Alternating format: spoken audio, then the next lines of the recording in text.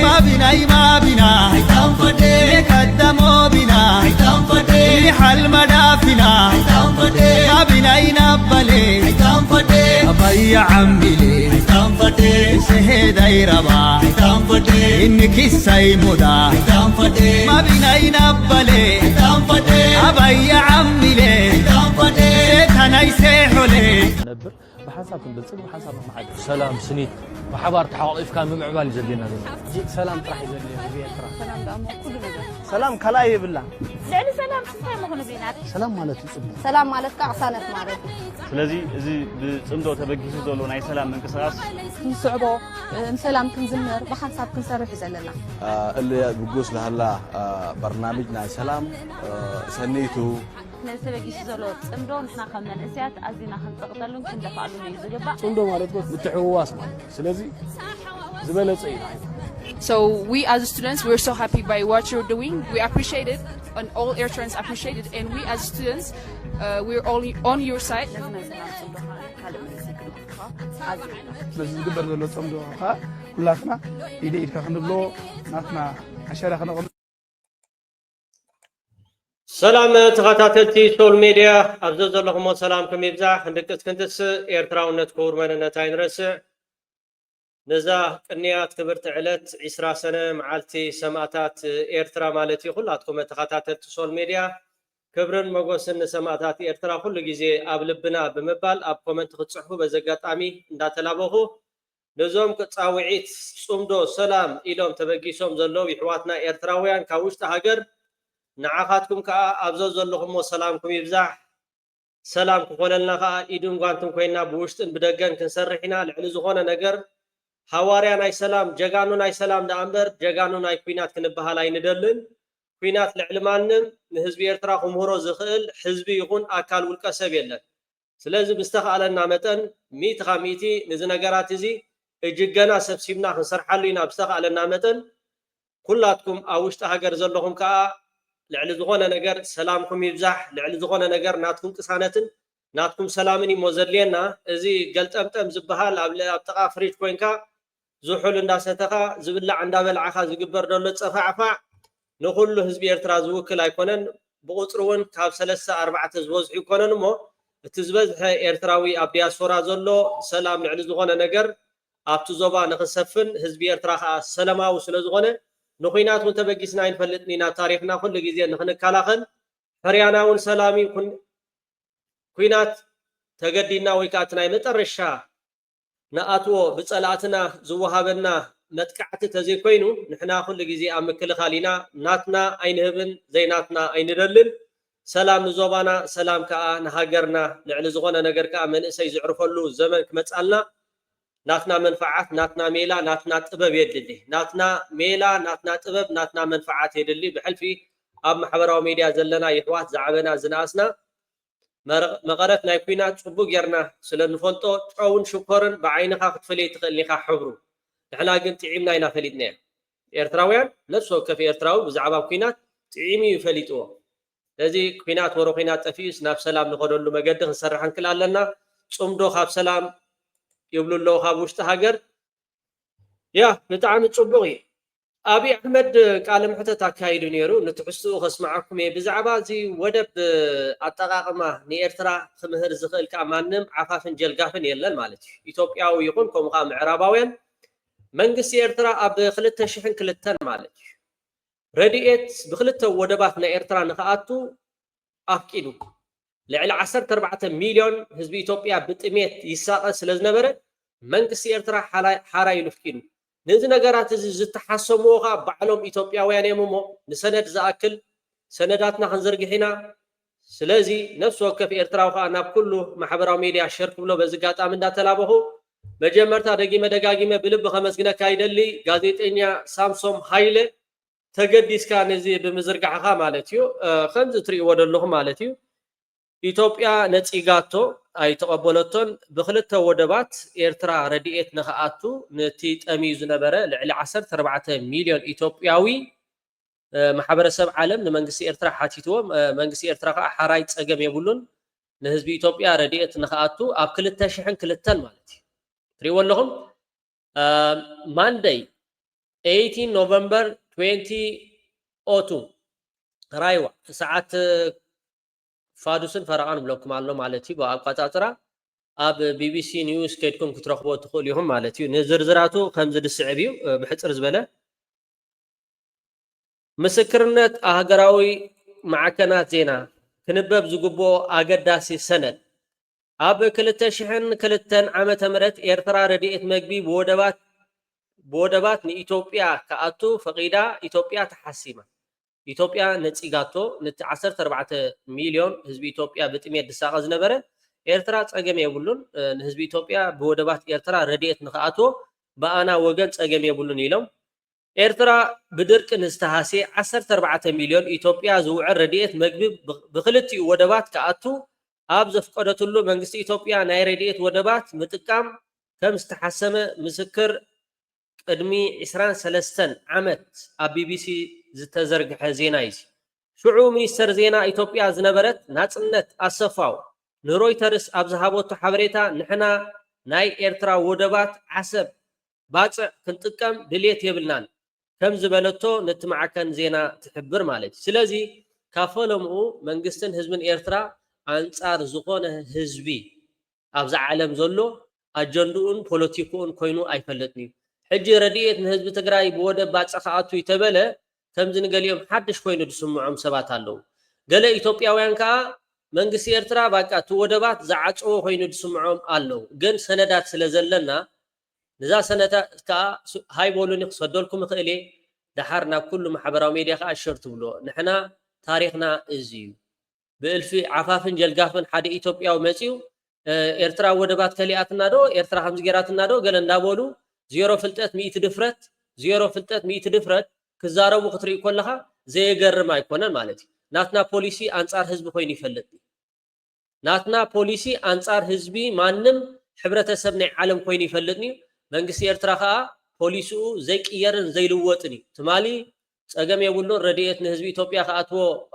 ኣለዎ ኢሉ ኣብ 2002 እንድሕርዳ ኢሉ ኣብ ሕጂ ኣጀንዳኡ ወይ ከኣቲ ናቱ ፖሊሲ በፂሑ ዝቕይረሉ ኣብነት የለን ንህዝቢ ምሓራ ረድኤት ክእቱ ድልዩ ፀገም የለን ወደባት ኤርትራ ክጥቀም ይኽእል ህዝቢ ትግራይ ድዩ ረድኤት ክእቱ ደልዩ ፀገም የለን ክእቱ ክእል ዋላ ንሕና እውን ቀጻሊ ንብል ኢና ገለገለ ሕጂ ካበይ ኣምጪኻዮ እቲ ሶርስ ወይ ከዓ እቲ ምንጭ ትብለኹም ማለት ኢትዮጵያውያን ወይ ከዓ ካልእ ዜጋ ክብለኩም ከሎ ምንጭ ኢልኩም እውን ኣይትሓቱን እዮም ከም ምንጭ ትጥቀሙሉ ኢኹም ሓደ ኤርትራዊ ሓውኹም ከምፃልኩም ወይ ሓፍቶም ከተምፃልኩም ኮላ ግን መንጭትኩም ትውድኦ ማለት እዩ በሉ ንሃለትኩም ተማናጨቱ እዚኣ ናብ ኩሉ ንክትባፃሕ ሸርበልዋ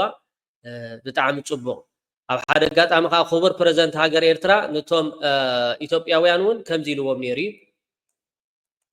The second question is Assab was a free port. Massawa was a free port to Ethiopia. This was declared early 1991. We believe these ports should be free not only for Ethiopia, for everybody else who wants to use them. That's our policy. It's not a problem of conflict. It wouldn't be a cause of any conflict. Any sensible person who believes that there is a country landlocked and one has gotten access to the sea, why shouldn't the complementarity of the interests of both countries demand or dictate the free use of these ports? And with globalization taking everyone else by surprise, I don't see why the issue of ports should become a problem. It's never been a problem since 1991. It's not a ከታው አንፃር ምንም እንኳን በአሰብ መጠቀም እኛን ምናልባትም የኤርትራን ያህል የሚጠቅመን ነገር ቢሆንም አሁን ካለንበት ተጨባጭ ሁኔታ አንፃር በአሰብ ወደ መጠቀም ከኛ ይልቅ ይበልጥ ኤርትራን መንግስት ይጠቅማል የሚል ድምዳሜ ላይ ነው የደረሰው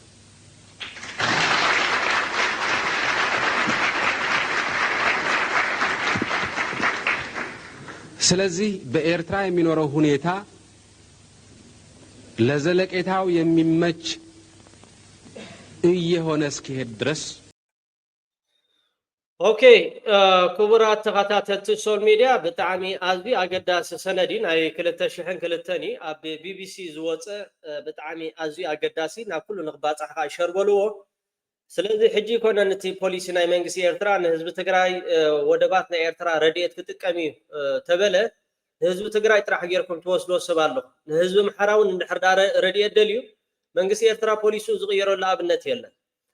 እቲ ኩናት ቀዳማይ ወራር ካልኣይ ወራር ሳልሳይ ወራር ኣድሚኹምና እንዲኹም ወሪርኩምና እንዲኹም ጨፍጭፍኩምና እንዲኹም ከይበለ ማለት ከይተፀባፀበ ማለት ከይተፀባፀበ ኣብ 2002 እቲ ኩናት ይዕሪፉ ድሕሪ ናይ ውዕል ኣልጀርስ ማለት እዩ ዓፀቦ 14 ሚልዮን ህዝቢ ብዛዕባ ህዝቢኦም ከማን ግዲ ይበሎም ብዛዕባ ህዝቢ ግዲ ኣይበሎም መንግስቲ ኤርትራ ግን ሓራ ኢሎም ፀገም የለን ወደባት ኤርትራ ተጠቀሙሉ በአና ወገን ሽገር ዝበሃል ነገራት የለን ምስ በለ ኣብቲ ግዜ እቲ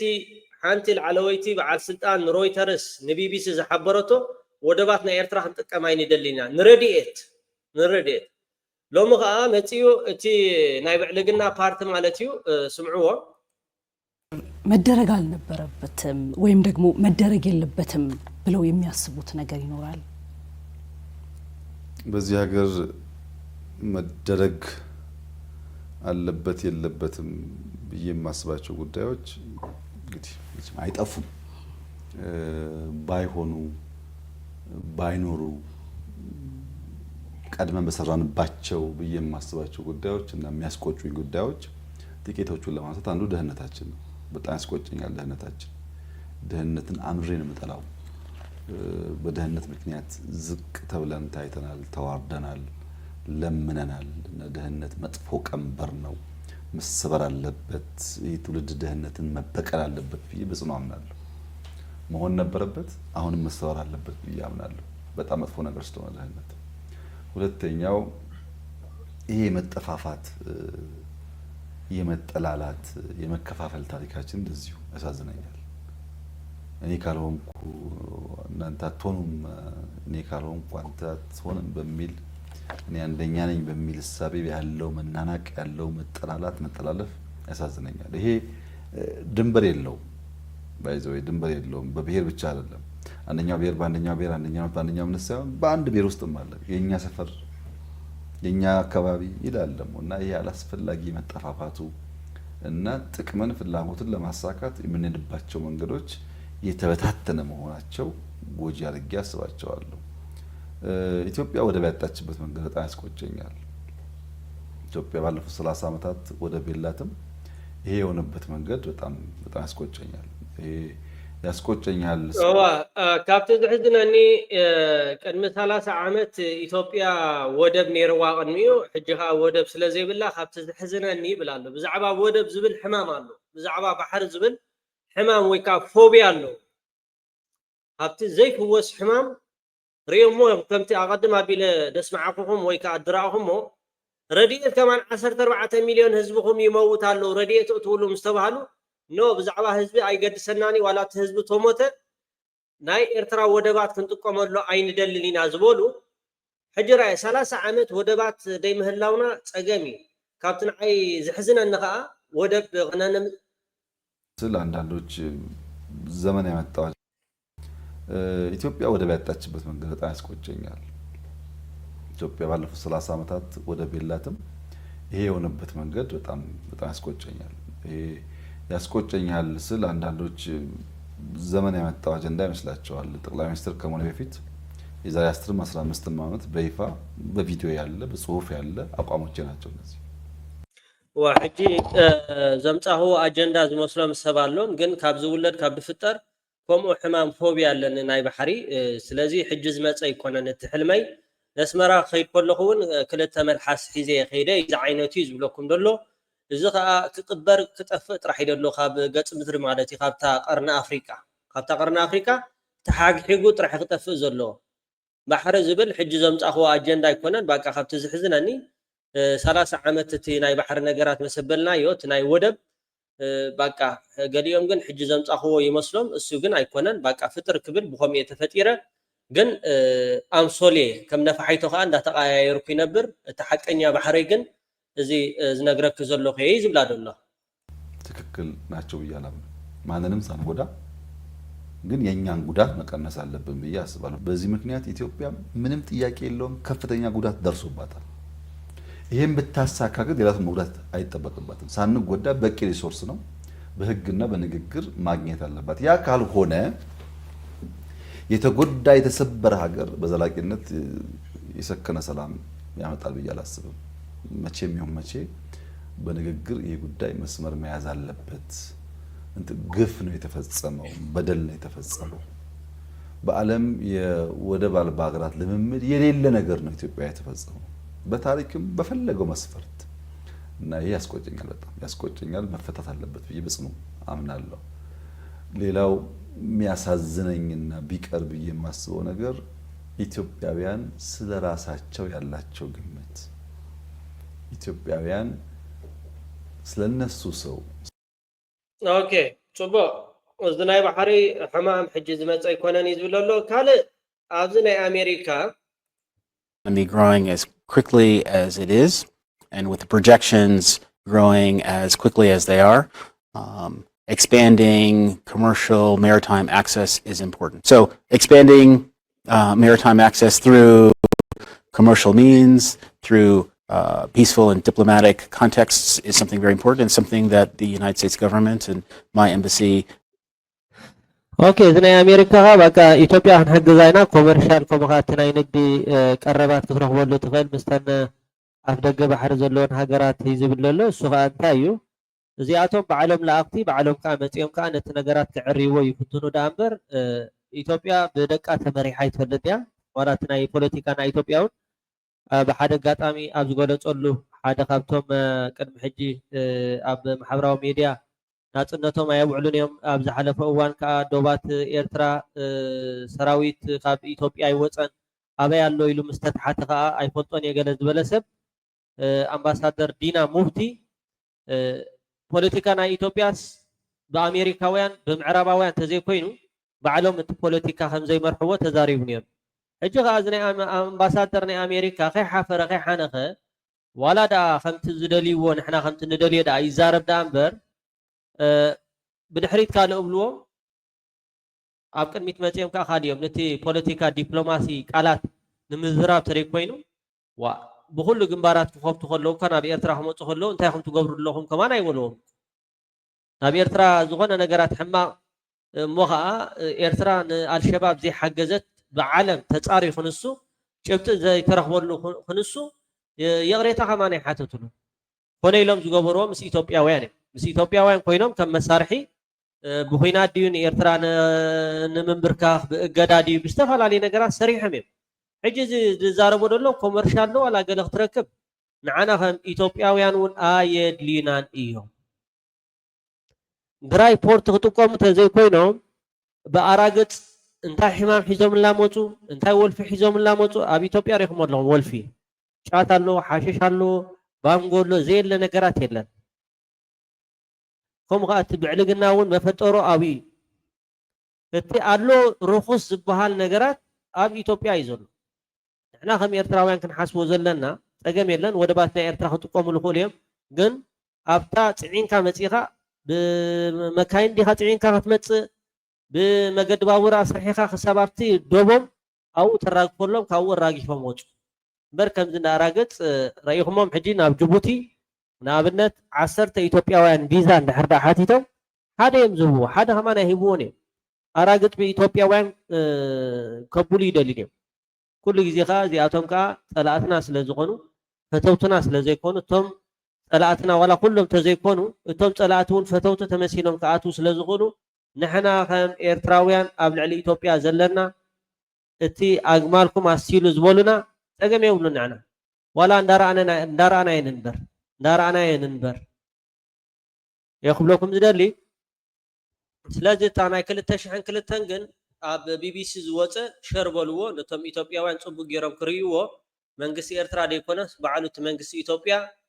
ኣግማልኩም ኣስቲሉ ድሓር ከዓ ረድኤት 14 ሚልዮን ጠምዮም ዝተባሃለ ኤርትራ ሓራይላ ወደባት ክጥቀሙ ኖ ህዝብና ዋላ ጋሕ ይበል ይጥመ ኣይንጥቀመሉን ኢና። ሕጂ ሱ ኢልካ ዝካላም ፋራቂ ናይ ኣሜሪካ ተዛሪቡ ኣብይ ኣሕመድ ከምዚ ኢሉ ዶ ገለገለ ዝበሃል ነቲ መንግስቲ ኤርትራ ክሬዲት ንኸሂቡ ኢሎም ዳ እምበር መንግስቲ ኤርትራ ፈልጥዎ እዮም ደይፈልጥዎ ይኮኑን። እታ ንፈርሓ ነበረ ከዓ መፂ ኣላ ተጋሩ እታ ንፈርሓ ነገር ከዓ መፅያ እንታይ እቲ ሕገ መንግስቲ ናይ ኢትዮጵያ እቲ ናይ ሕገ መንግስቲ ብክልል ከምኡውን ክልላት ነናተን ባንዴራ ቋንቋ ዝተፈላለዩ ነገራት ዳርጋ ከም ሃገር ኮይነን ናብ ኢትዮጵያ በቲ ናይ ፌደራል አንቀጽ 39 ክኸዳ ፀኒሐን ሕጂ ኣብ ዝቐረበ እዋን ቅድሚ ዓመት ዝኸውን ኣብ ሶል ሜድያ እውን ውርድ ኢልኩም ክትረኽቦ ትኽእሉ ኢኹም ቅድሚ ዓመት ተዛሪብና ነርና ስኻ እንታይ እዩ አብይ አሕመድ ብኩሉ ፈቲንኩም እዩ ብበዓል ጻድቃን ፈቲንኩም በአውራጃ ፈቲንኩም ዓድዋን ራያን ኢሉ ፈቲንኩም ምዃን አብይዎ ኣብ ዓፋር ከይዱ ኮሚታት ይዕልም ኣሎ እዚ ኢታቱን ምዃን አብይዎ ሕጂ ኣብ መጨረሻ ምስ በዓል ጻድቃን ከምኡውን ምስ በዓል ቶም ኣብ አሜሪካ ዘለዉ ከም በዓል ጻድቃን መሰልቲ እታ ዓንቀጽ 39 ከምኡውን ሃገረ ትግራይ ስለትብሉ ዘለኹም እታ ሃገረ ትግራይ ንኸይትትግበር ሃገረ ምሓራ ንኸይትትግበር እታ ዓንቀጽ 39 ትብል ናይ ፌደራል ናይ ሕጊ መንግስቲ መንግስቲ ኢትዮጵያ እቲ ሕጊ መንግስቲ ክቕይሮ እዩ ከምዚ ሕጂ ናትና ቅድሚ ሕጂ ዝነበረ ማለት እዩ ሕጂ ዞባ ማእኸል ዞባ ደቡብ ሰሜናዊ ባሕሪ እንዳተባሃለ ዝፅዋዕ ዘሎ ኢትዮጵያ ከዓ ልክዕ ከምኣ መደባት ኣዳሊልኩም ኣሎ ቀልጢፍኩም ዝሓልታት ኣይተሪኢኹን ከሎና እዚ ዝሓልታት ስለ ዘርአኹም ሕጂ እቲ ጉዳይቲ ቅልጥፍ ኢሉ ቅድሚ ዝምርጫ ማለት እዩ ቅድሚ ዝምርጫ ክገብሮ ምዃኑ 100 ካብ 100 ክነግረኩም ይደሊ ማለት እዩ ኦረዲ እውን ሎማዓንቲ ዝወፅእ ሓበሬታ ኣብ ሪፖርተር ኣለኩም ከይድኩም ከተንብቦ ትኽእሉ ኢኹም ኣብዚ ስክሪን ስለ ዝገብረልኩም ኣብኡ ከይድኩም እቲ ትሕዝቶ ብምሉኡ ኣንብቦ ብጣዕሚ ምድንጓይ ከምኡውን ግዜ ቀልጢፍኩም ከተብሎ ዘይከኣልኩም ምክንያት እዚ ሕጂ ተሰዓብየናቱ እዚ እቲ ሕገ መንግስቲ ብልፅግና ክቕይሮ ይብል ኣሎ ከይቀይሮ ከሎ ከዓ ስጉምቲ ክትወስዱ ክትኽእሉ ኣለኩም ገለ ሓደ ትግራዋይ ይዛረብ ነይሩ ሞ ስምዕዎ ብቋንቋኹም ረምዎ ዘለው ጉጅለ ንሳቶም ዝበልዎ ነገር ንሳቶም ዝደለይዎ ነገር መፈፀመ ራበር ስታምፕ እዩ እቲ ፓርላማ ዝሃብዎ ተቐቢሉ ዘጽድቕ እምበር ተኻቲዑ ላይቭሊ ዝኾነ ክትዕካይዱ ተማጉይቱ ብኣብዝሓ ድምፂ ቮት ብድምፂ ገይሩ ዝሰዓረ ድምፂ ዘጽድቕ ፓርላማ የለን ኣብ ኢትዮጵያ ሓሶት እዩ ስለዚ እንታይ እዩ ዝበሃል ዘሎ ፌደራል መንግስቲ እንድሕር ሕገ መንግስቲ ቅይሮ እየ ኢሉ ወይ ክቅይሮ እንድሕር ዝሓስበሉ እዩ እሞ ፅንዓት ወዲአ እየ ይብሉ ኣሎ ክቅይሮ እዩ ማለት እዩ ጠጠው ዘብሎ ኣካል የለን እዙይ ድማ ዝብልሉ ዘለዎ ምክንያት ይብል ትቐንዲ ነቲ ሕገ መንግስቲ ከመሓሽሉ ዝደልይዎ ዘለዉ ነቲ ተንክልላት ተዋዲደናሉ ዘለዋ ቅርፂ ንምቕያር እዩ ብቋንቋ ስለ ዝኾነ ብቋንቋ ስለ ዝተዋደዳተን ክልላት ብጂኦግራፊ ክኾን ኣለዎን ኢሎም ምንጥልጥል ከብልዎ ኖሞር ክልል ዝበሃለ ይህሉን ማለት እዩ ከምዚ ትሪእዎ ዘለኹም ዝበለት እንፈልጠነ ዘለዋ 10 ወይ 11 12 ዝፀንሐ እዩ ወሲኸን እየን ክልላት ይህልዋን ኖሞር ትግራይ ትበሃል የላን ዓፋር ዝበሃል የለን ኣምሓራ ዝበሃል የለን በዓልቶም ሰው ኢሎም ሕንክርክር ኣቢሎም ዋ ትሪእዎ ኣለኹም ብጣዕሚ ድፃወተሎም ዘሎ ኣብይ ኣሕመድ ቀሊል ሰብ ኣይኮነን ከምዚ ኣቃሊልኩም ገለ ትሪእዎ ኢኹም ሓደ ሰባት ክሪኢ ከለኹም ብጣዕሚ ንሱ ከዓ ኣብ እቲ ውድቀት ንዓኻትኩም ኣውዲቑኩም ዘሎ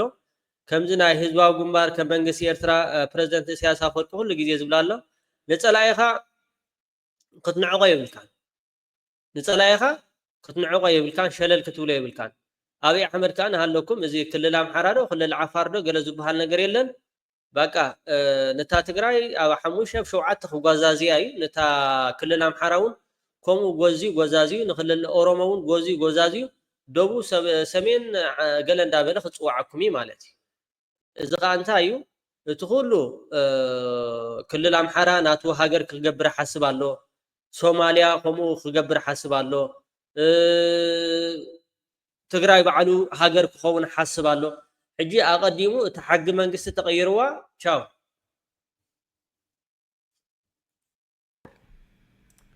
ክልል ዝበሃለ ይህሉን ማለት እዩ ከምዚ ትሪእዎ ዘለኹም ዝበለት እንፈልጠነ ዘለዋ 10 ወይ 11 12 ዝፀንሐ እዩ ወሲኸን እየን ክልላት ይህልዋን ኖሞር ትግራይ ትበሃል የላን ዓፋር ዝበሃል የለን ኣምሓራ ዝበሃል የለን በዓልቶም ሰው ኢሎም ሕንክርክር ኣቢሎም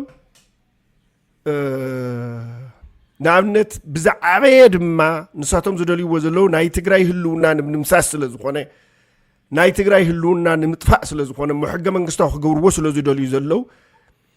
እቲ ምዕራብ ትግራይ ብወራር ሒዞም ዘለዉ ሕጋውነት ከላብስዎ ነቲ ሕገ መንግስቲ ቅይርዎ እዮም ዝሰርዑ ዘለዉ ሕዚ ክገብርዎ እዮም ቅድሚ እቲ መረፃ እዮም ክገብርዎ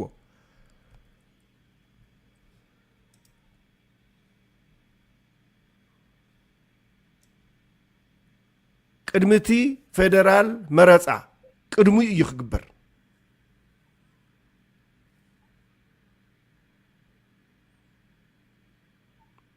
እዚ ማለት ሙሉእ ብሙሉእ ትግራይ ቆርሚሞም 4 ወይ 5 ወራጃታት ትግራይ ኢሎም ተዝተረፈ ናይ ባዕሉ ዝኸኣለ እዩ ተባሂሉ ካብ ኣምሓራ ቅድሚ ሕዚ እውን ኣቀላልቀሎም ሞ ዝነበሩ ቅድሚ ሕዚ ንስኻትኩም እውን ትፈልጥዎ ከምታ ፕረዚደንት ኢሳያስ አፈወርቂ ኣቀዲሙ ዝበላ ማለት እዩ እዚ ናይ ብሄር ከምኡ እውን እዚ ናይ ፌደራል ምስ ኣፍሪቃውያን ኣይከይድ መጀመርታ ኢትዮጵያውያን ሓደ ምዕቡል ሕብረተሰብ ኣይኮነን ኣፍሪቃውያን ምዕቡላት ኣተሓሳስባ መጀመርታ ከጥሪ ይኽእሉ ኣለዎም ኣብ በዓል ከዳዳ ናይ ፌደራል ምሕደራ ኣሎ ግን ኣቀዲሙ እቲ ምዕቡል ሕብረተሰብ ስለ ዘሎ ወላ ሓደ ፀገማት ከምፅእ ኣይከልኒ ፕረዚደንት ኢሳያስ አፈወርቂ እውን ዝመዓዶም ዝመኸሮም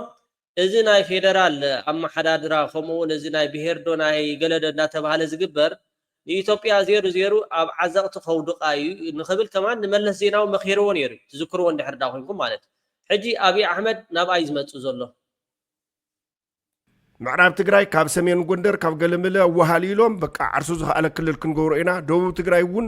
ንመይኑ ወሎ እውን ንመይኑ ክንገብሮ ኢና ዝብል ትንምም ምሕዳራዊ ምምቕቃል ናይ ኢትዮጵያ ክልወጥ ኣለዎ ዝብል እዩቱ ከፍርሱሉ ዝደልዩ ዘለዉ ነቲ ሕገ መንግስቲ ቅይሩሉ ዝደልዩ ዘለዉ ነገር እቲ ጉጅለ ክሕደት 100 ኣብዚ ኢዶ እትዩ ከም ዝኾነ እንኮላይ ዝተወሰኑ ተቃወምቲ ውድባት ኢና ባህልቲ ናይ ትግራይ ኣትዮም ከም ዘለዉ 100 ኣነ መረዳእታ ኣለኒ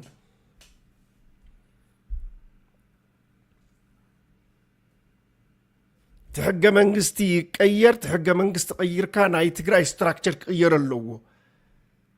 بو غيرنا أنا خن عطون نخل إلهم يوم وديهم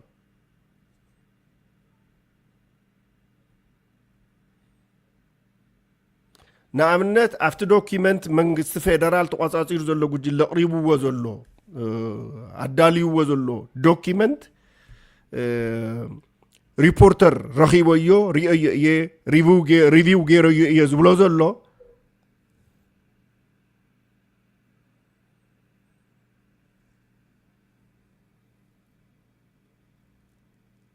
كافتمو تتعيسهم زلو اتيوم زلو ارتيكل 39 عنقص 39 ملعل اتو بانديرا مقيار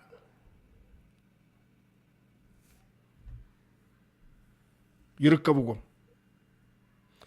ethnicity based regional boundaries with replace them with geography based ones اتي بزرئي زرئي بقانقوا زتفترا كللات افريسكا بجيوغرافي خون اللون زبل اذن سلسته امنت تقصكلكم حاده ارتكل 39 كوتس كافت حق منجستي كابور ما اتي بقانقوا تغيرو زلو كللات تفتيرن زلو بقانقوا زبل بجيوغرافي خونا سالسيت ما بانديرا نايت هاجر كغير اللو زبلكم زلو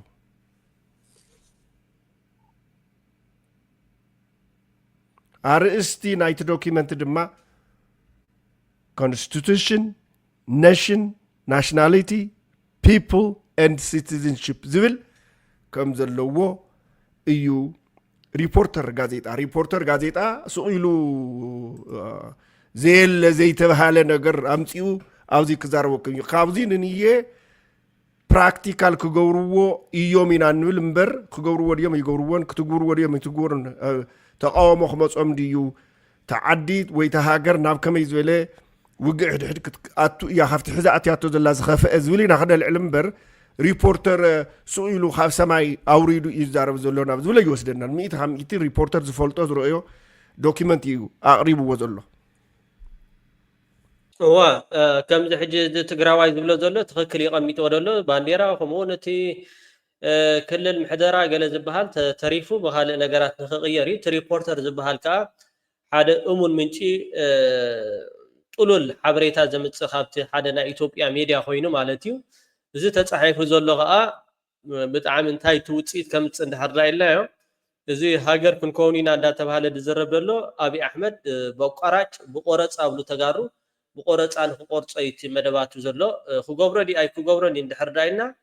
تمفتح حبيدو سلازلو نخو غبرو قليلي نخو غبرو ناي حنت معالتي غيزيو ناي وسدلوني ابز قرا معالت خا قال خطريكم مالتيو ناي تغباراونت بناتي جمجام دما مئت خمئتي اتي ناي تجراي مريت قريسكا نموساد نهزب تجراي نمنبركاخن تجراي نمطفان زتحسب نجر زي اتو تمكحتنيا حيلي يهادق ني إثيوبيا حبز قطاطرا جميرو كساع ذا سكند زيا ططو زي بلو نجر انتر أهليو زيو تبقى مزر أخمو أخيباتاتون نوزي زباراتع وشتي زغور وزلو مرردا اللو إيو إثيوبياويانينا حرورات إثيوبياويان نكولاي كاف تجراين كام حران زتواصاصو بحادو خوينوم زغور وزلو بعالية يدلل تعالية زبل يزنا قرنا زلو زباء سنار زلو يلوم زأمون وسوات اللو يمنا يبحكي تعالية هو دقا يكون نفطيروه هو حتى يكون نفطيروه اجزي أبيه نفطيروه تغارو زخونا هو دقا موتيو تغارو مخوانا سلازنا قرنا أيكونن كابت انتي جميرنا مننتنا تغارو سلازخونا أيو أورومو زخونو أمحارون أمحارو زخونو إيه وده ويهو حات مصيو نسخاتكم أمحارو يخم سلازولهم وين نسخاتكم أوروما يخم نسخاتكم عفار يخم سلازتبهالو تبهيلو تفتر حدش زرقي أب إثيوبيا يلن عليته إثيوبيا يلن فتأرز فتورو كابت أنت تحيز السنحة إيتهزي من النوتو ينسو سلازي إثيوبياويان زواغو أزلو زطافو أزلو بسنكي عالية يو زرقي يو تدوبات بؤو سلتحنصص يزول حصوت يو زغدده كبير زخونه مقليا زيبلو ناي مودعتا نتا ترجمت هاجر مفرس زخون وق خلع عليو تحق منقص تخفرس انتولو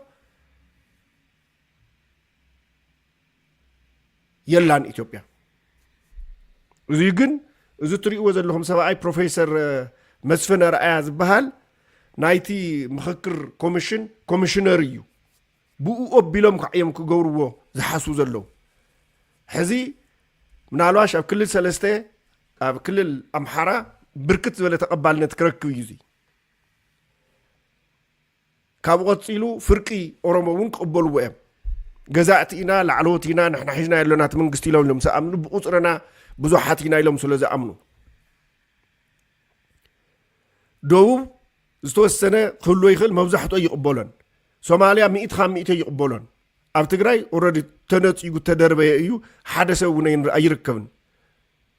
ካፍተም ጥዑያትን በር ባንዳ ወድ ባንዳ እሱ ኢሉ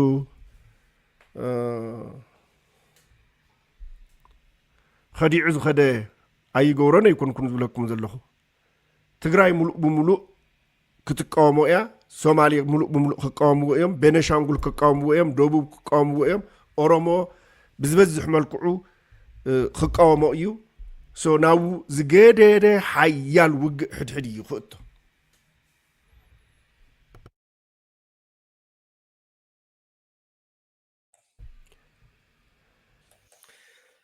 ولا حدا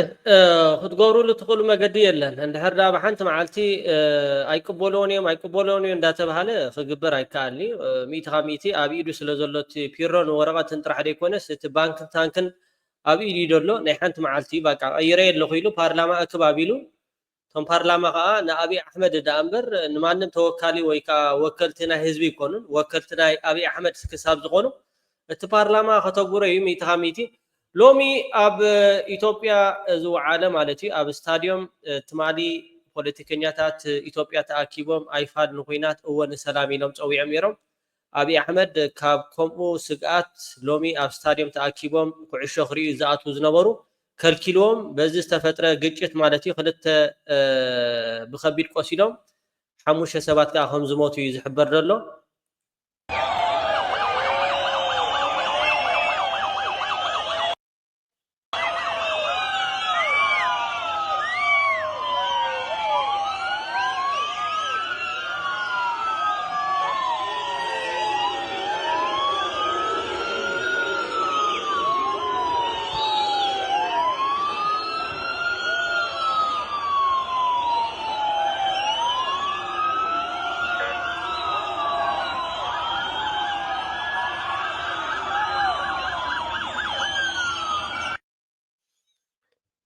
ኦኬ ካብቶም ሞይቶም ዘሎ ናይ ክልተ ሰባት ስእሊ ተዘርጊሕሎ ኣብዚ ማሕበራዊ ሚድያ ብፖሊስ ፌደራል እዮም ብተመልከተለይ ኣብ ማእከል ፅርግያ ቀቲሎሞም ዘሎ መንግስተ ሰማያት ተዋርሶም ከምዚ ትሪእዎም ዘለኹም መንእሰያት ማለት እዩ ፕሊስ ኤርትራውያን ኣሕዋት ኣብ ኢትዮጵያ ዘለኹም ቀልጢፍኩም ካብቲ ሃገር ክትወፅሉ ትኽእሉ መገድታት ክትሓስቡ ክትክእሉ ኣለኩም ከምዚ ሕጂ ትግራዋይ ክዛረቦ ፀንሐ ሕገ መንግስቲ ክቅየር እዩ እቲ ሕገ መንግስቲ ዝቅበልዎ ኣለዉ ዘይቅበልዎ ኣለዉ ናብ ምንታይ ክኸይድ ክብለኩም ፀኒሑ ናብ ውግእ ሕድሕድ ከይከደ ይተርፍኒ ዝብል እዩ ማለት እዩ ሓደራኹም ኩላትኩም ተኸታተልቲ ሶል ሜድያ ከዓ ናብ ኩሉ ንክባፃሕ ሸር ክትብልዎ እንዳተላበኹ ይቀኒየለይ ሰሰናይ ኣብታ ቀዳመይቲ ናይ ኣባልነት ሶል ሜድያ ባክጎድፈልኩም እየ ኣባላት ሶል ሜድያ ኩን ሰሰናይ አሞልጌሬ አይታንፈዴ ማቢናይ ማቢና አይታንፈዴ ከደሞ ቢና አይታንፈዴ ሊሐል መዳፊና አይታንፈዴ ማቢናይ ናበሌ አይታንፈዴ አባያ ዓምቢሌ አይታንፈዴ ሰሄዳይ ረባ አይታንፈዴ ኢንኪሳይ ሙዳ አይታንፈዴ ማቢናይ ናበሌ አይታንፈዴ አባያ ዓምቢሌ